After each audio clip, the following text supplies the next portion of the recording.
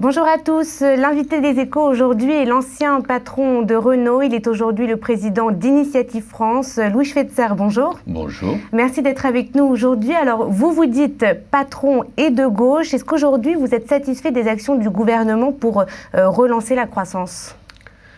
Le gouvernement n'est pas libre de son cadre d'action. Il y a des mesures microéconomiques qui me paraissent évidentes, c'est-à-dire un soutien aux entreprises, c'est la mise en œuvre du rapport Gallois, c'est de la rigueur dans la gestion des finances publiques, et je crois que les mesures qu'on met en œuvre sont raisonnables, il faut les poursuivre. Est-ce que vous pensez que le rapport Gallois a été bien suivi ? Franchement, oui, mais le meilleur juge du suivi de ce rapport, c'est Louis Gallois. Il participe à sa mise en œuvre et il en est satisfait. Donc je pense que ce rapport est bien mis en œuvre. Mais donc vous êtes satisfait ? Il y a un domaine où François Hollande n'est absolument pas libre de sa gestion, c'est la politique macroéconomique et la politique européenne. Or, il faut le reconnaître, quoi qu'on dise, la politique européenne aujourd'hui, ce n'est pas du tout une politique de relance et de croissance. C'est une politique suivant le modèle allemand. Il faut rappeler que l'Allemagne est exportateur. Elle exporte en fait l'équivalent de 2 millions d'emplois allemands, donc de 2 millions de chômeurs à l'extérieur. Vous êtes contre une politique de l'austérité ? Je pense qu'une politique d'austérité pure est une politique qui condamne tous les pays, tout le monde, n'est-ce pas? Toutes les entreprises peuvent gagner de l'argent, mais tous les pays ne peuvent pas être excédentaires. Or, l'équilibre allemand est fondé sur le fait que ce pays est massivement excédentaire. Un pays ne doit pas être déficitaire en commerce extérieur. Si la France est déficitaire, elle perd, on peut dire aujourd'hui, 1 million d'emplois du fait du déficit de sa balance des paiements. Donc c'est quelque chose qu'il faut redresser. Mais tous les pays ne peuvent pas être excédentaires, puisqu'au total, c'est équilibré. Est-ce que vous pensez que la relation franco-allemande est entamée ? On a vu les dernières déclarations du Parti socialiste à l'encontre de Mme Merkel. Est-ce que vous pensez que cette relation est entachée ? Bon, le Parti socialiste, il s'exprime, mais il a toujours eu des expressions quelquefois vigoureuses. Je ne pense pas qu'il exprime le point de vue de François Hollande. Mais je pense qu'il est important que le président français obtienne de ses collègues européens, et notamment de la chancelière allemande, une politique plus orientée vers la croissance en Europe qu'elle ne l'est aujourd'hui. Et par exemple, à quelle politique pensez-vous en priorité ? Le premier point, c'est une politique de relance du pouvoir d'achat en Allemagne. N'est-ce pas ? Tous les pays sont amenés à serrer la ceinture de leurs salariés du fait de leur déficit. L'Allemagne est excédentaire. Eh bien, il faut que ça se traduise pour les salariés par des gains de pouvoir d'achat. C'est la demande des syndicats allemands. Et je pense là que les syndicats allemands rendent service à l'Europe tout entière.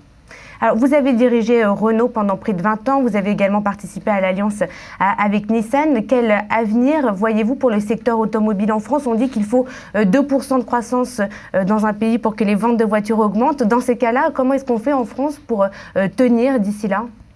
Bon, effectivement, c'est le chiffre que j'emploie. 2% de croissance, ça fait que le marché se tient. Et nous ne les avons pas aujourd'hui.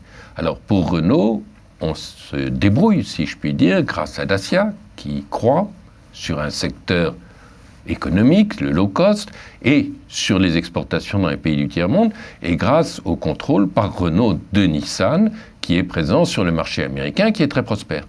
La relance de la marque Renault elle-même, qui est essentielle pour les usines françaises, dépend à la fois de la macroéconomie et aussi de la capacité de gagner des parts de marché.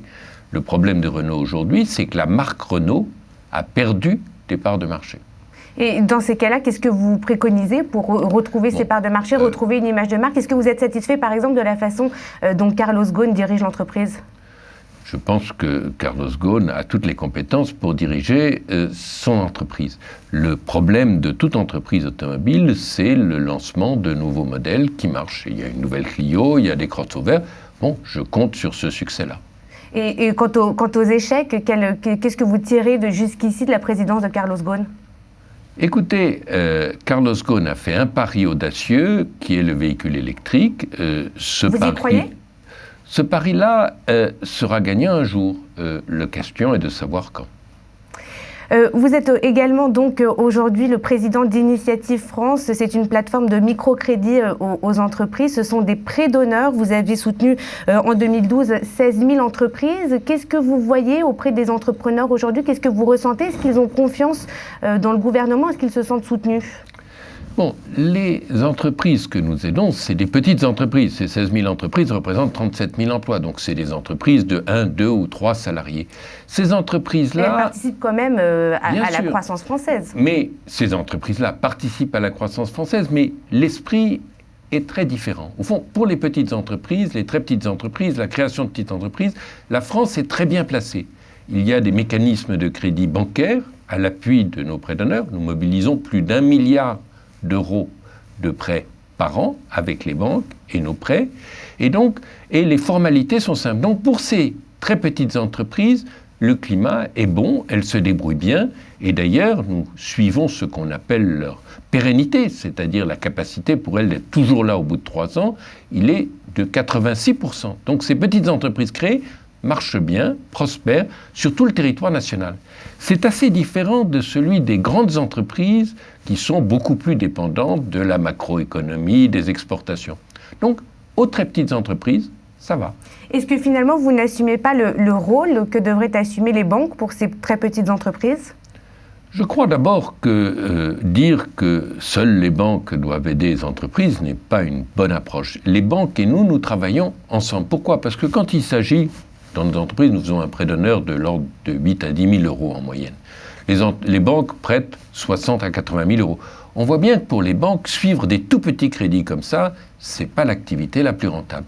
Nous, parce que nous avons 14 000 bénévoles, nous aidons les banques à faire leur métier. Nous accompagnons les créateurs d'entreprises, ce qui fait que les banques ont confiance. Nous donnons confiance aux banques et nous donnons confiance aux entrepreneurs en eux-mêmes. C'est ça qui fait que ça marche. Merci beaucoup, Louis Schutzer. À bientôt.